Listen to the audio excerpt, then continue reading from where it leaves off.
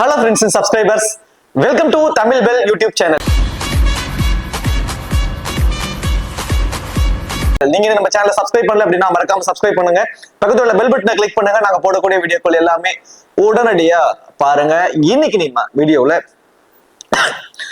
இந்தியாவுக்கும் இங்கிலாந்துக்கும் நடக்க இருக்கக்கூடிய மூணாவது T20 மேட்ச்.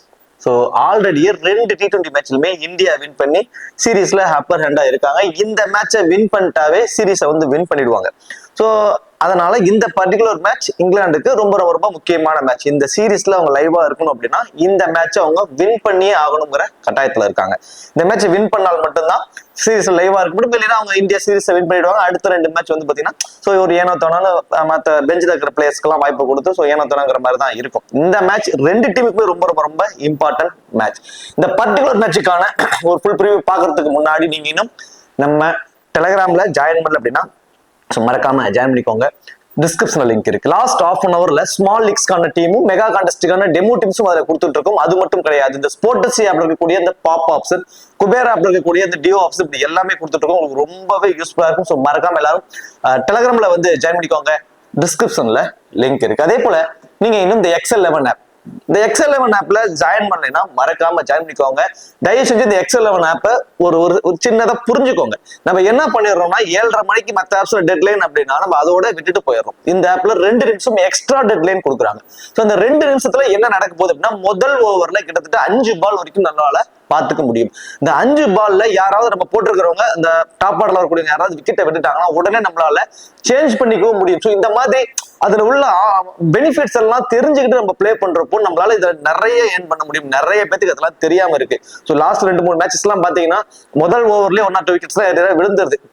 ஸோ அது எல்லாருமே போய் மாத்திடுறாங்க.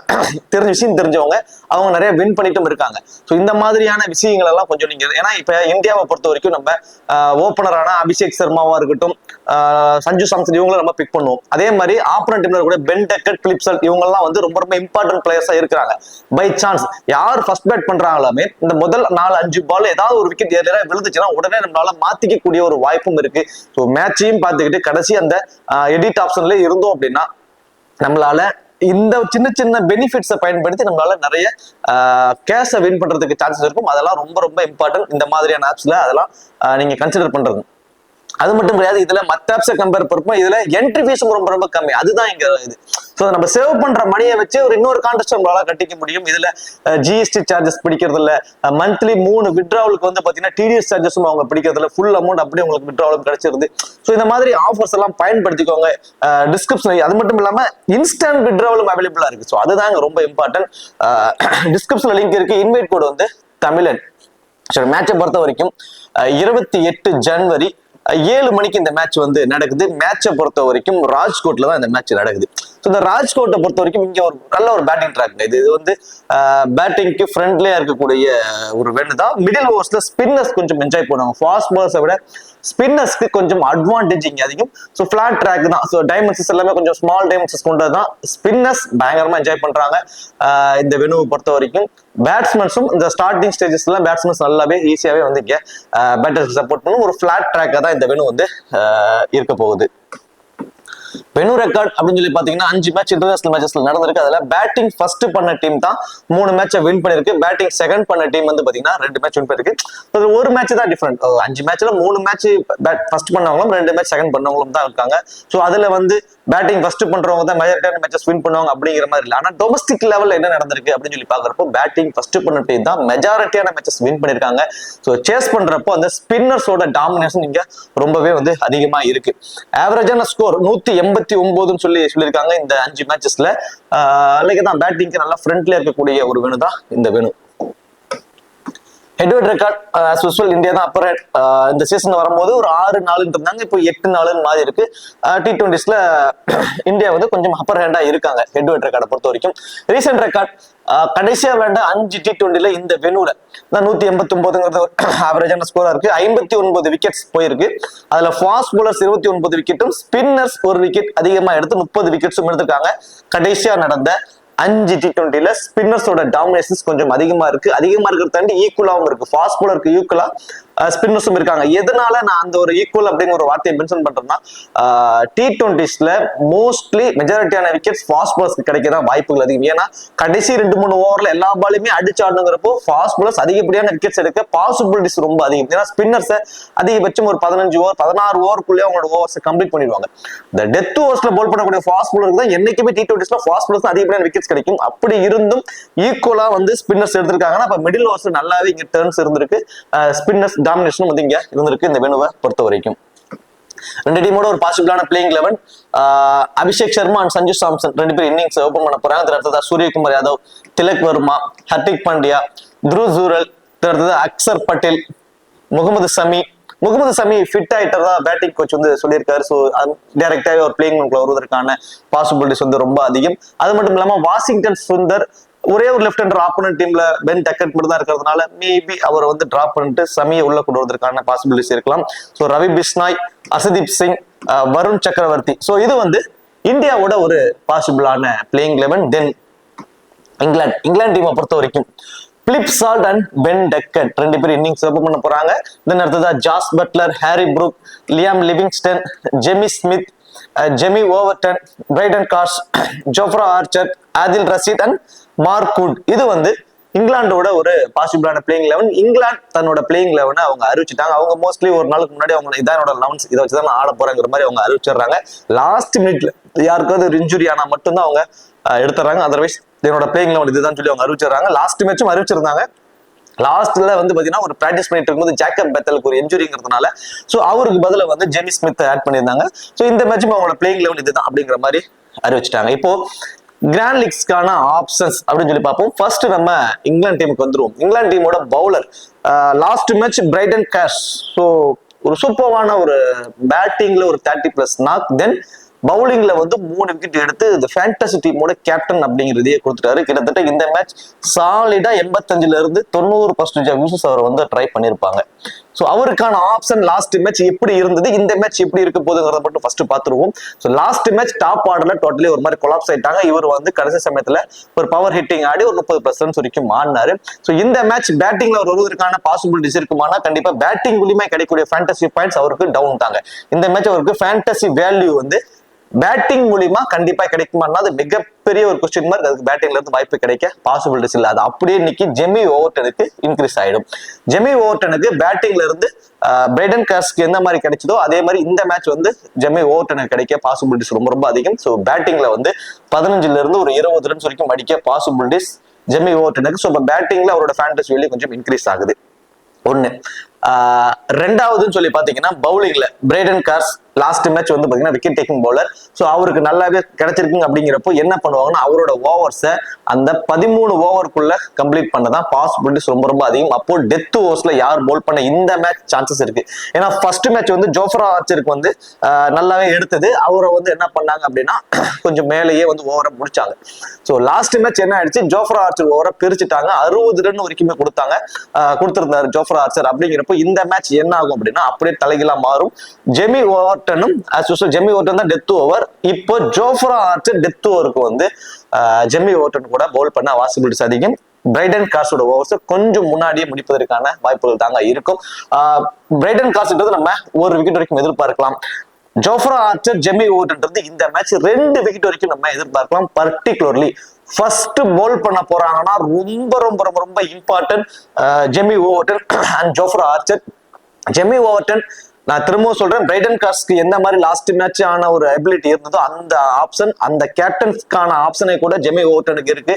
ஃபர்ஸ்ட் போல் பண்றாங்க அப்படின்னா கண்டிப்பா 2 விக்கெட் வரைக்கும் எடுப்பதற்கான பாசிபிலிட்டிஸ் இருக்கும். அது மட்டும் கிடையாது, செகண்டா பேட் பண்ண போறப்போ, சேஸ் பண்ண போறப்போ ஜெமி ஓவர்டனோட டவுன் கொஞ்சம் டாப் ஆர்டருக்கு ப்ரொமோட் ஆகும். ஜெமி ஸ்மித்துக்கு முன்னாடியே கூட ஓவர்டனை ஆட வைப்பாங்க. கடைசி கட்டத்துல கடைசி 4 ஓவர் 5 ஓவர்லாம் ஜெமி ஸ்மித் ஆட வைக்காம ஒரு பினிஷ் பண்ற ரோலே வந்து ஜெமி ஓவர்டனுக்கு கொடுத்துருவாங்க. ஸோ இந்த மாதிரியான ஃபேண்டசி வேல்யூ அவருக்கு ரொம்ப ரொம்ப ரொம்ப இன்க்ரீஸ் இந்த பர்டிகுலர் மேட்சை பொறுத்த வரைக்கும். ஸோ ஃபர்ஸ்ட் போல் பண்ண போறாங்க அப்படின்னா ஜெமி ஓவர்டன், தென் அடுத்ததா ஜோஃப்ரா ஆர்ச்சர், இந்த 2 பேருமே ரொம்பவே இம்பார்ட்டன்ட் பிக்கா இருப்பாங்க ஃபர்ஸ்ட் போல் பண்ண போறாங்க அப்படின்னா. தென் அதுல இன்னொரு சின்னதா ஒரு அட்வான்டேஜ் ஆதில் ரஷீத். அவரும் வந்து பாத்தீங்கன்னா இந்த பர்டிகுலர் மேட்ச்ல போத் இன்னிங்ஸ்லுமே இம்பார்ட்டன்ட் பிக்ஸா வருவதற்கு கூட பாசிபிலிட்டிஸ் இருக்கும். 2 விக்கெட் வரைக்கும் கூட இருப்பதற்கான வாய்ப்புகள் அதிகம். நான் பர்சனலி ஃபர்ஸ்ட் பால் பண்ண போறாங்கன்னா அவருக்கு ரொம்பவே இம்பார்ட்டன்ஸ் வந்து நான் கொடுத்துக்குவேன். ரீசன் இந்த வெனுல மிடில் ஓவர்ஸ்ல ஸ்பின்னர்ஸ்க்கு கொஞ்சம் சப்போர்ட் பண்றதுனால ஸோ நம்ம அவருக்கு வந்து ட்ரை பண்ணி பார்க்கலாம். மினிமம் 1 விக்கெட், மேக்ஸிமம் 2 விக்கெட் அப்படிங்கிற ஒரு காம்பினேஷன் தான். மார்க்வுட் ஆஸ் யூசுவல் 1 விக்கெட் வரைக்கும் எடுத்துருவாரு. தென் பிரைடன் காஷ் 1 விக்கெட் வரைக்கும் எடுத்துருவாரு. நமக்கு 2 விக்கெட் எடுக்கக்கூடிய ஒரு பிளேயர்ஸ் தான் தேவை. தென் எக்ஸ்ட்ரா அட்வான்டேஜ் உள்ள பிளேயர்ஸ் தான் தேவை. அப்படிங்கிறப்போ Jamie Overton and Jofra Archer 2 பேருக்குமே 2 விக்கெட் வரைக்கும் கிடைப்பதற்கான பாசிபிலிட்டிஸ். தென் பேட்டிங்ல வந்தாலும் ஜெமி ஓவர்டன்றது நம்ம மினிமம் 15ல இருந்து மேக்ஸிமம் 25 ரன்ஸ் வரைக்கும் நம்ம ஒரு குயிக் ஃபயர் நாக் கண்டிப்பா எதிர்பார்க்கலாம். பர்டிகுலர்லி ஃபர்ஸ்ட் போல் பண்ண போறாங்கன்னா ரொம்ப இம்பார்ட்டன்ட் பிக்ஸ் இந்த 2 பேரும். அடுத்ததா பேட்டிங் ஆப்ஷன்ஸை பொறுத்த வரைக்கும் பிலிப் சால்ட் இந்த சீசன்ல பெருசா பேட்டிங் இல்ல, பென் டக்கட் இல்ல, ஹாரி ப்ரூக் இல்ல, லிவிங்ஸ்டன் இல்ல, ஜாஸ் பட்லர் ஒருத்தர் மட்டும்தான் சிங்கிள் ஹேண்டடா மேட்சை வந்து கொண்டு போயிட்டு இருக்காரு. ஸோ கண்ணை மூடிட்டு 90% அவரை வந்து ட்ரை பண்ணிடுவாங்க. அதுல எந்த ஒரு மாற்று கருத்துமே இல்லை. ஸோ தொடர்ச்சியா ஒருத்தர் ஃபார்ம்லயே இருக்காரு, அவர் விளையாண்டுட்டே இருக்காரு. அப்படிங்கிறப்போ நம்ம அவருக்கான மரியாதை கொடுத்தாலும், ஆனா 50-50 ஆப்ஷன்ஸ் கொண்டு போங்க. ஏன்னா அட்வான்டேஜ் ஒன்று இல்லாத ஒரு பிளேயருக்கு நம்ம கொண்டு போய் கண்ணை மூடிட்டு அவர் 2 மேட்ச் ஆடி இருக்காருங்கிறத தூக்கி, ஏன்னா நார்மல் ப்ரெடிக்ஷன் வேற, ஃபேண்டசிக்காக நம்ம ஒரு பிளேயர்ஸை எந்த மாதிரி மைண்ட்ல பிக்ஸ் பண்றோம் அப்படிங்கிறது ஒண்ணு இருக்கு இல்லையா. ஸோ அட்வான்டேஜ் வந்து எதுவும் இல்லாதது மட்டும்தான் அவருக்கு கூடிய மைனஸ். பை சான்ஸ் நம்ம சொன்ன மாதிரியே ஃபர்ஸ்ட் பவுல் பண்ண போறது வந்து இங்கிலாண்டா இருக்கிறாங்கன்னு வச்சுக்கோமே, அப்போ பிலிப் சால்ட்டோட ஃபேண்டசி வேல்யூ 100% இன்க்ரீஸ் ஆயிடும். அவரோட பேட்டிங்லயும் சரி, அந்த ஃபேண்டசியில பாயிண்ட்ஸ் எடுக்கிறதும் சரி அதிகமாயிடும். என்ன காரணம், பேட்டிங் வருவதற்கு முன்னாடியே இந்த விக்கெட் கீப்பர் மூலியமா சம் ஃபேண்டசி பாயிண்ட்ஸோட வந்துருவாரு. ஸோ நார்மலா அவர் பேட்டிங்ல ஃபிளாப் ஆயிட்டு இருக்காரு, ஓகே, அதை நம்ம ஒரு பக்கம் வச்சுக்கலாம். ஆனா அவருக்கான பாயிண்ட்ஸ்ல எதுல கிடைக்குங்கிறத ஒரு அனலைஸ் பண்றோம் அப்படின்னா, ஃபர்ஸ்ட் பவுல் பண்றப்போ விக்கெட் கீப்பர் மூலியமாவே ஒரு கேட்ச் அண்ட் ஸ்டெம்பிட் ரன் அவுட்ல இருந்து சம் ஃபேண்டசி பாயிண்ட்ஸ் வந்துருவாரு. தென் பேட்டிங்ல வந்து இந்த பவர் பிளே யூஸ் பண்ணி மேட்சை பார்த்தீங்கன்னா தெரியும், வெரி ஃபர்ஸ்ட் பால்ல இருந்து அடிக்க தான் போறாரு. சோ அவுட் ஆயிட்டு இருக்காரு. நான் என்ன சொல்றேன், ஒரு 2 ஓவர் 3 ஓவர் மட்டும் தான் கிரீஸ்குள்ள இருக்காரு அப்படின்னாவே அவரோட ரன்ஸ் 25 ரன்ஸ்க்கு மேல வந்துடும். சோ அப்படிங்கிறப்ப அவர் ரொம்பவே இம்பார்ட்டன்ட் பிக் ஆயிடுறாரு. 2 மேட்ச் ஃபிளாப், ஏர்லியர் அவுட் ஆயிட்டாரு, ஃபேண்டஸ் டீம்லயே வரல, நான் அவரை போட்டு லாஸ் ஆயிடுச்சுன்னு நினைக்கிறவங்களுக்கு ஃபர்ஸ்ட் பால் பண்ண போறாங்க இங்கிலாந்து அப்படின்னா இவரோட ஃபேண்டசி வெளி இன்க்ரீஸ் ஆகும். சோ அதை மட்டும் மைண்ட்ல வச்சுக்கோங்க. ஏன்னா some fantasy points wicket keeper மூலியமாவே வந்துடும். நல்ல மேட்சை பாக்குறவங்களுக்கு தெரியும், ஸ்லாக் ஓவர்ஸ்ல எல்லாம் எல்லா பாலையும் அடிச்சு ஆடுவாங்க. தென் அடுத்ததா வந்து பாத்தீங்கன்னா ரன் அவுட்ஸ்ல நிறைய வாய்ப்பு இருக்கு. ஸோ இதெல்லாம் நிறைய ஃபேண்டசி பாயிண்ட்ஸ் அவருக்கு கிடைக்கும். பென் டக்கட் பேட்டிங் ஃபர்ஸ்ட் பண்றப்போ அவரோட என்னைக்குமே அவரோட ஃபேண்டசி வேல்யூ ரொம்பவே இன்க்ரீஸ் தான். பட் நான் ஃபர்ஸ்ட் மேட்ச்ல இருந்தே சொல்றேன், ஸ்பின்னர்ல அவர் எந்த மாதிரி ஸ்பின்னர் ஆப்ஷன்ஸ்ல எந்த மாதிரி ஆட போறாருட்டு, ஸ்பின்னர்ல ஒரு விக்கெட்டை விட்டுட்டு தான் இருக்காரு. பென் டக்கட்டுக்கு இந்த மேட்ச் எந்த மாதிரியான ஒரு ஆப்ஷன்ஸ் இருக்கு போதுன்னா, நான் என்ன சொல்றேன், சேஸ் பண்ண போறாங்கன்னா பென் டக்கட் வந்து குயிக் ஃபயர் ஒரு 20 to 25 ரன்ஸ் வரைக்கும் அடிப்பதற்கு சான்சஸ் இருக்கும். தென் ஃபீல்டிங் பொசிஷனும் இந்த ஸ்கொயர் பவுண்டரிஸ் இருக்கிறதுனால 1 or 2 கேச்சஸ் பிடிச்சி அவர் இந்த ஃபேண்டசி டீம்ல வருவதற்கு கூட பாசிபிலிட்டிஸ் இருக்கும். பேட்டிங் செகண்ட் பண்ண போறாங்கன்னா Philip Salt and Ben Duckett 2 பேருக்குமே கூட நீங்க உங்களோட டீம்ஸ்க்கு வந்து நீங்க இம்பார்ட்டன்ஸ் கொடுத்து ட்ரை பண்ணி பார்க்கலாம். ஸோ கிராண்ட் லீக்ஸ்க்கு ரொம்பவே ஆப்டான ஒரு பிளேயர்ஸா வந்து 2 பேருமே இருப்பாங்க. ஜாஸ் பட்லர், நான் இவருக்கான ஆப்ஷன்ஸ் நான் பர்சனலி என்னோட ஒப்பீனியனை மட்டும் சொல்றேன். ஒரு பிளேயர் தொடர்ச்சியா ஆடிக்கிட்டே இருக்க, 2-3 மேட்ச் ஆடுறாரு, அந்த ஃபார்ம்ல இருக்காரு. அப்படிங்கிறப்போ ஸோ அந்த ஃபார்முக்காக நம்ம ஒரு 5 டீம்ல வரைக்கும் ட்ரை பண்ணலாம். கண்ணை மூடிட்டு நீங்க போற எல்லா டீம்லயுமே ட்ரை பண்றது என்னை பொறுத்த வரைக்கும் அது மைனஸ் தான். நான் பர்சனலி இவர் ஃபிளாப் ஆயிடுவாருன்னு எனக்கு தோணுது. ஸோ என்னோட ஒப்பீனியன் அவர் ஃபிளாப் ஆயிடுவார்னு எனக்கு தோன்றது. ஸோ நான் பர்சனலி எந்த டீம்லயுமே அவர் நான் ட்ரை பண்ணி பார்க்க போறது இல்லை. ஆனா அவரோட ஃபார்ம் நல்ல ஃபார்ம்ல இருக்காருங்கிற ஒரே விஷயத்துக்காக நீங்க 50-50 ஆப்ஷன்ஸ்ல அவரை ட்ரை பண்ணிக்கோங்க. ஹாரி ப்ரூக் தவளை தான் வாயால கேட்டுற மாதிரியான ஒரு பிளேயருங்க. ஒரு நல்ல பிளேயர், குவாலிட்டியான ஒரு பிளேயர். நம்ம அவரை பத்தி தெளிவா சொல்லிக்கிட்டு தான் இருக்கும். அவரே வந்து பாத்தீங்கன்னா ரொம்ப இஷ்டா இருந்தது, எனக்கு பால் சரியா கண்ணுக்கு தெரியல, சென்னையில நான் நல்லா போய் ஆடுவேன் அப்படிங்கிற மாதிரி சொல்லி திரும்பவும் வாயை விட்டு மாட்டிட்டாரு. சிம்பிளா சொல்லணும்னா வருண் சக்கரவர்த்தி எப்படி ஆடுறதுன்னே அவங்களுக்கு தெரியலைங்க. அதுதான் உண்மை. வருண் சக்கரவர்த்தி ஒரு பால் எந்த மாதிரி வரப்போகுது, அவரோட கையில இருந்து பால் எப்படி ரிலீஸ் ஆகுதுங்கிறதே அவங்க ரொம்ப குழம்பி போயிருக்காங்க. அதை அவங்க ஒத்துக்கவும் மாட்டிக்கிறாங்க. ஸோ ஹாரி ப்ரூக் வந்து பாத்தீங்கன்னா வருண் சக்கரவர்த்தி இருந்து ஒரு ட்ரெண்ட் இருக்கு. ஆனா என்னோட பாயிண்ட் ஆஃப் வியூல நம்ம வருண் சக்கரவர்த்தி அடிக்க போகாம சிங்கிள்ஸ் ரொட்டேட் பண்ணி ஆடிட்டாங்கன்னா மற்ற ஓவர்ஸ் அவங்க ஈஸியா ஆடிடுவாங்கிறது மட்டும் தான் எனக்கு தெரிஞ்ச ஒரு விஷயம். ஸோ அந்த விஷயத்தை இந்த மேட்ச் ஃபாலோ பண்றதுக்கு பாசிபிலிட்டிஸ் ரொம்ப அதிகமா இருக்க போகுது. I think Harry Brook batting first or batting second ரெண்டுல எதுவா இருந்தாலுமே இவரோட பேட்டிங்ல இருந்து ஒரு 25 to 30 ரன்ஸ் வரைக்கும் வருவதற்கு பாசிபிலிட்டிஸ் வந்து ரொம்ப அதிகம். லியாம் லிவிங்ஸ்டன் தான் 6th bowling option. So minimum 1 over அல்லது 2 ஓவர் வரைக்கும் பவுல் பண்ண சான்ஸ் இருக்கும். அந்த ஓவர் யார்ன்றது கிடைக்கும் அப்படின்னா ஐ திங்க் பிரைடன் காஷ் அவர்கிட்ட இருந்து ஒரு ஓவரும், தென் மார்க்வுட் கிட்ட இருந்து ஒரு ஓவர். ஸோ இந்த காம்பினேஷன் அல்லது ஜெமி ஓவர்ட்ட இருந்து ஒரு ஓவர், இந்த காம்பினேஷன்ல தான் கிடைக்கும் மோஸ்ட் ப்ராபபிள். ஏன்னா பிரைடன் கேஷ் லாஸ்ட் மேட்ச் நல்லா போட்டிருக்காரு அப்படிங்கிறப்போ மேபி அவருக்கு 4 ஓவர் கொடுப்பதற்கு பாசிபிலிட்டிஸ் இருக்கும். ஆனால் டெத் ஓவர் அப்படிங்கிறப்போ ஜெமி ஓவர்டன் தான் அந்த காம்பினேஷன்ல. ஸோ ஒரு 3 ஓவர் போல் பண்ணாலும் அதுல ஒரு ஓவர் வந்து லியாம் லிவிங்ஸ்டனுக்கும், மார்க்வுட் கிட்ட இருந்து ஒரு ஓவர் வந்து லியாம் லிவிங்ஸ்டன், மொத்தம் 2 ஓவர் வரைக்கும் போடலாம். ஐ திங்க் எனக்கு தெரிஞ்சு மினிமம் ஒரு ஓவர் அந்த காம்பினேஷன் தான். பை சான்ஸ் ஸ்பின்னர்ஸ்க்கு கொஞ்சம் டர்ன் இருக்கு அப்படிங்கிற பட்சத்துல 145 150 வேகத்துல பவுல் பண்ணக்கூடிய ஃபாஸ்ட் பவுலரான மார்க்வுட் கிட்ட இருந்து ஓவர் கொஞ்சம் ஹோல்டு பண்ணிடுவாங்க. தென் ஜெமி ஓவர்ட்ட இருந்து ஒரு ஓவர் ஹோல்டு பண்ணி அந்த 2 ஓவர் வந்து லியாம் லிவிங்ஸ்டனுக்கு கொடுத்து பார்ப்பாங்க. ஸோ இதுதான் காம்பினேஷன். ஆனா விக்கெட் டேக்கிங் ஆப்ஷன்ஸ் இருக்குமானா அது கொஸ்டின் மார்க் தான். ஆனா பேட்டிங்ல கண்டிப்பா வந்து அவர்கிட்ட இருந்து ஒரு பெரிய ஸ்கோர் இருக்கும். அதுவே வந்து பாத்தீங்கன்னா பேட்டிங் ஃபர்ஸ்ட் பண்றாங்க அப்படின்னா மினிமம் 30 ரன்ஸ் வரைக்கும் வரும். பேட்டிங் செகண்ட் பண்ண போறாரு அப்படின்னா ஒரு 20 ரன்ஸ் வரைக்கும் வருவதற்கான பாசிபிலிட்டிஸ் தான் வந்து லியாம் லிவிங்ஸ்டனுக்கு இருக்கும். ஒரு ஃபினிஷர் ரோல் அவர்கிட்ட தான் வந்து இருக்கும். ஸோ இந்த டீமை பொறுத்த வரைக்கும் பேட்டிங் ஃபர்ஸ்ட் பண்ண போறாங்க அப்படின்னா நீங்க Ben Duckett and Jos Buttler, Liam Livingstone இந்த காம்பினேஷனோட போகலாம், ஒரு நல்ல ஆப்ஷனா இருக்கும். ஆனா நான் பர்சனலி பட்லருக்கு கொண்டு போகல. அதுவே பேட்டிங் செகண்ட்னா Philip Salt, Ben Duckett, Harry Brook, then Jamie Overton இந்த மாதிரி காம்பினேஷன்ல போறது வந்து ஒரு பெட்டர் ஆப்ஷனா வந்து இருக்கும் உங்களோட கிராண்ட் லீக்ஸ் அண்ட் ஸ்மால் லீக்ஸ்க்கு. அடுத்ததா இந்தியாவை பொறுத்த வரைக்கும் அபிஷேக் சர்மா அண்ட் சஞ்சு சாம்சன் 2 பேரும் இன்னிங்ஸ் ஓபன் பண்றாங்க. நம்ம லாஸ்ட் மேட்ச் தெளிவா சொன்னோம், இந்தியன் டீமை ப்ரெடிக்ட் பண்றது ரொம்பவே கஷ்டம். என்ன காரணம்னா இந்த ஒருத்தர் தாங்க எக்ஸ்பெரிமெண்ட் பண்ணிட்டு இருக்காரு. ஸோ டோட்டல் அப்ப லாஸ்ட் மேட்ச் வந்து பாத்தீங்கன்னா அத்தனை ஸ்பின்னிங் ஆப்ஷன்ஸ் இருந்தும் அபிஷேக் சர்மாவுக்கு ஒரு ஓவர் கொடுத்தாரு. ஸோ இந்த மாதிரி அவர்கிட்ட இருந்து பயங்கரமா எக்ஸ்பெரிமெண்ட் பண்ணிக்கிட்டே இருக்காரு. எல்லாருக்குமே வாய்ப்பு கொடுத்து ட்ரை பண்ணி பாக்குறாரு. ஸோ அவர் எந்த மாதிரி ட்ரை பண்ணி பார்ப்போம், மேபி சான்சஸ் அந்த ஒரு சான்ஸை கிரியேட் பண்ணிக்கிட்டே இருக்காரு. ஒரு குவாலிட்டியான கேப்டன்ஷிப் அவருக்கு தெரியுது. நம்ம அவரோட கேப்டன்ஷிப்ல எந்த ஒரு குறையுமே இல்லை. பிளேயர்ஸ்க்கு எந்த மாதிரி ஆப்ஷன்ஸ் இருக்குங்கிறத, எத்தனை ஆப்ஷன்ஸ் இருக்கு நம்ம லாஸ்ட் மேட்ச் பாத்தீங்கன்னா தெரியும். வாஷிங்டன் சுந்தரம் இன்னொரு ஸ்பின்னர் வர இருந்துமே அபிஷேக் சர்மாவுக்கு ட்ரை பண்ணி பார்த்தாரு. ஸோ இந்த மாதிரி எக்ஸ்பெரிமெண்ட் பண்ணிக்கிட்டே இருக்காரு. அந்த சான்சஸை கிரியேட் பண்ணிட்டே இருக்காரு. விக்கெட் எடுக்கணும், ஒரு கேப்டனுக்கான பண்பு கரெக்டா பண்ணிட்டு இருக்காரு. ஸோ அதுல எந்த மாற்றமும் இல்லை. ஸோ நம்ம வந்து இந்த ஒரு ஆப்ஷன்ஸ் இருக்கு. இப்போ எக்ஸாம்பிளுக்கு 5 ப்ராப்பர் மெயின் பவுலர், தென் ஹர்திக் பாண்டியா 6 பவுலிங் ஆப்ஷன்ஸ் இருக்கு. இதை தாண்டி 7வது ஆப்ஷனா தான் அபிஷேக் சர்மா இருக்காரு. அப்படிங்கிறப்போ அவர் ஒரு ஸ்பின்னர். இந்த மேட்சாவது முகமது சமியா வந்து நம்ம எடுத்திருக்கோம். இதுக்கு முன்னாடி வாஷிங்டன் சுந்தர் ஒருத்தர் இருக்காரு, அக்ஷர் பட்டேல், வாஷிங்டன் சுந்தர், ரவி பிஸ்னாய், வருண் சக்கரவர்த்தி 4 ஃப்ரண்ட் லைன் ஸ்பின்னர் இருந்து 5வது ஒரு ஸ்பின்னர் அபிஷேக் சர்மா கொண்டு போறாங்க. ஹர்ஷதீப் சிங், ஹர்திக் பாண்டியன் 7-8 பவுலிங் ஆப்ஷன்ஸ் வச்சு வரைக்கும் ட்ரை பண்ணிட்டாரு. ஸோ அந்த மாதிரி ஆப்ஷன்ஸ்க்கு தான் சொல்றேன். இந்த மேட்ச் என்ன ஆக போகுதுன்னா Washington Sundar most probably Washington Sundar or Ravi Bishnoi 2 பேத்துல யாராவது ஒருத்தவங்க வெளியே உட்காருவதற்கான பாசிபிலிட்டிஸ் தான் இருக்கும். எனக்கு தெரிஞ்சு ஒரே ஒரு லெஃப்ட் ஹேண்டர் மட்டும் தான் இருக்காரு. அப்படிங்கிறதுனால ரவி பிஸ்னாய்க்கு வந்து ஒரு வாய்ப்பு கொடுத்துக்கிட்டேன். வாஷிங்டன் சுந்தரை வெளியே உட்கார வச்சிருக்கோம். அப்ப இந்த மேட்ச் முகமது சமி வந்ததுனால முகமது சமிகிட்ட இருந்து எந்த மாதிரி ஆப்ஷன்ஸ் இருக்கும்னா அவரோட 4 ஓவர் வந்து போல் பண்ணிடுவாரு. ஹர்ஷதீப் சிங் அவரோட 4 ஓவரை போல் பண்ணிடுவாரு. வருண் சக்கரவர்த்தி அவரோட 4 ஓவரை போல் பண்ணிடுவாரு. இந்த 3 பேரும் அவரோட 4 ஓவர் கம்பல்சரி. மீதி இருக்கக்கூடிய ஆப்ஷன்ஸ்ல Ravi Bishnoi minimum 3 maximum 4, minimum 3 அந்த காம்பினேஷன் தான். அக்ஷர் பட்டேல் மினிமம் 2 மேக்சிமம் 3 அந்த காம்பினேஷன். அதே மாதிரி ஹர்திக் பாண்டியா மினிமம் 2 மேக்சிமம் 3 இந்த காம்பினேஷன் தான். இந்த காம்பினேஷன் தான் கொடுக்க போறாங்க. அப்ப 4 ஓவர் போல் பண்ணக்கூடியது யாரு? வருண் சக்கரவர்த்தி, ஹர்ஷதீப் சிங் அண்ட் முகமது சமி. இந்த 3 பேரும் தான் அவங்களோட 4 ஓவரா போல் பண்ண போறாங்க. அப்ப இன்சியலா பவர் பிளேஸ்ல யார் போல் பண்ண போறா? ஹர்ஷதீப் சிங், முகமது சமி, தென் ரவி பிஸ்னாய், வருண் சக்கரவர்த்தி. இந்த 3 பேர்த்தையுமே வந்து இன்சியலா பவர் பிளேல வந்து போல் பண்ண வச்சிருவாரு. மிடில் ஓவர்ஸ்ல தான் ஹர்திக் பாண்டியா வருவாரு. தென் டெத் ஓவர்ஸ்லயும் ஹர்திக் பாண்டியா வருவாரு. டெத் ஓவர்ஸ்ல கண்டிப்பா வந்து இந்த மேட்ச் வந்து ஹர்திக் பாண்டியா போல் பண்ண சான்சஸ் இருக்கும். ஸோ ஃபர்ஸ்ட் போல் பண்ண போறாங்கன்னா ரொம்ப ரொம்ப இம்பார்ட்டன்ஸ்.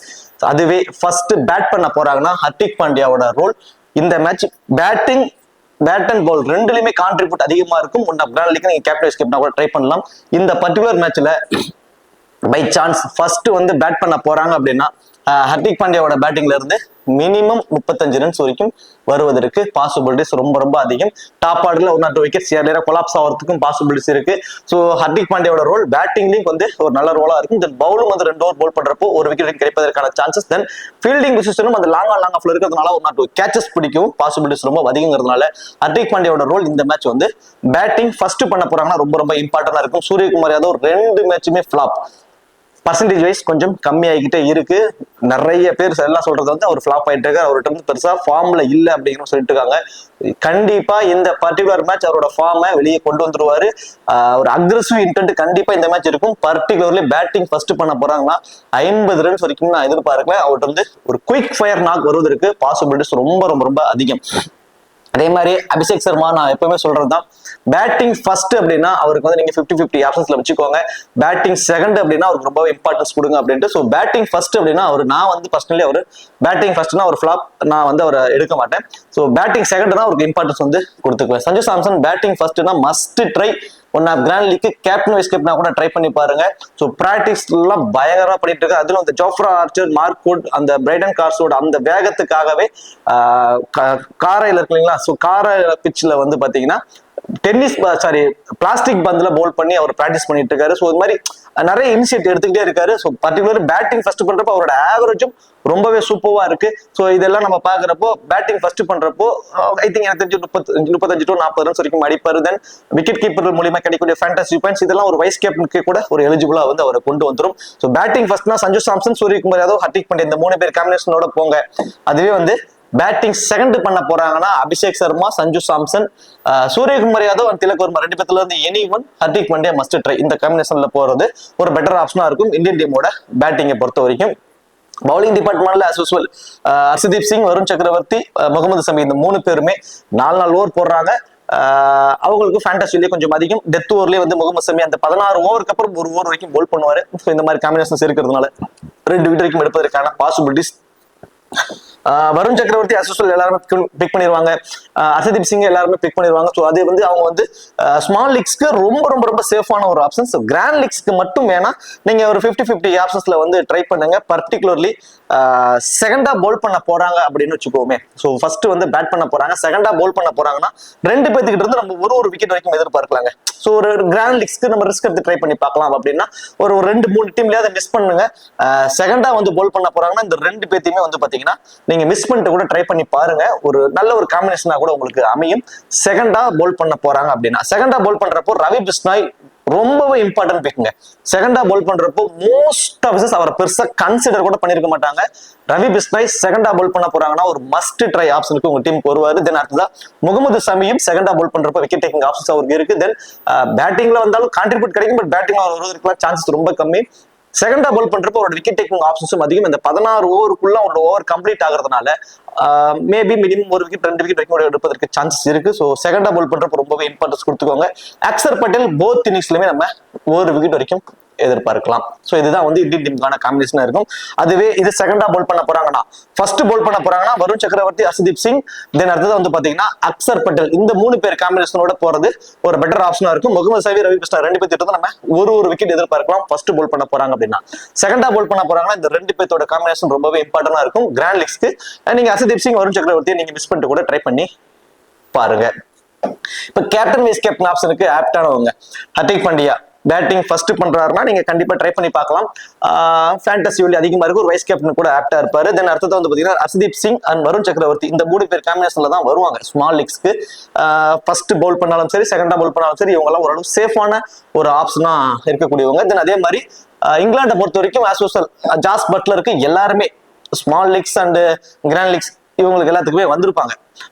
நான் பர்சனலி வந்து இந்தியா ஃபர்ஸ்ட் பேட் பண்ணாலும் சரி, செகண்ட் பேட் பண்ணாலும் சரி, இந்த பர்டிகுலர் மேட்சுக்கு கிராண்ட் லீக்ஸ்க்கான ஆப்ஷன் சஞ்சு சாம்சன், சூரியகுமார் யாதவ், தென் இங்கிலாண்டை பொறுத்த வரைக்கும் ஃபர்ஸ்ட் போல் பண்ண போறாங்க அப்படின்னா ஜெமி ஓவர்டன். இந்த 3 பேர் காம்பினேஷன்ஸ்ல கண்டிப்பா ட்ரை பண்ணி பாருங்க.